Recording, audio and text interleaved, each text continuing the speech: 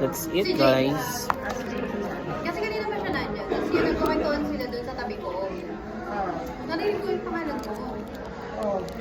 Kasi nga ginamit din yung ID niya. Sabi daw kasi na ginamit din yung sa'yo. Nanghihiram siya sa akin. Hintay siya na hintay sa akin. Di ba pag may call ako, hindi ako namamansin. Tapos Tapos, yun yung inano niya. Sinabi ni Grace. Sabi ko kasi buti nga, hindi ko nalibigay. Sabi ko sa kanya. Ay kasi sabi niya, dami na lahat na. Alam ko hindi. Hindi. Matanda na inamit ko sa kanya. Ang tapos, ang tanda ko lang. Ba't madadamay lahat? Siya lang naman. Hindi, oo. Hmm.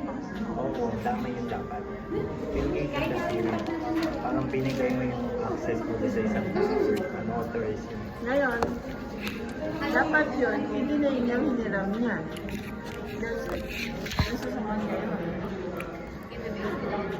Kung yung hindi ko matanda ang binigay ko sa kanya.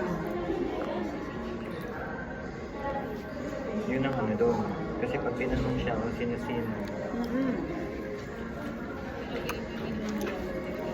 hindi naman makikita yun eh. Hindi yun siya. Hindi na siya.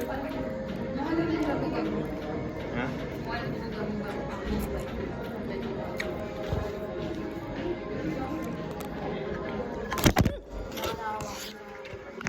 Naulog ka. Mami, muffin ko. Sa inyo ba? Sa iyo ba ang sinigyan ko?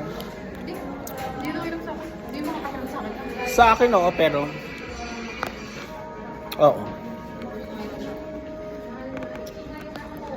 Ito yung madamo eh. Kasi... Ayun, ma. Ayun siya. Hindi naman siya ganong tao.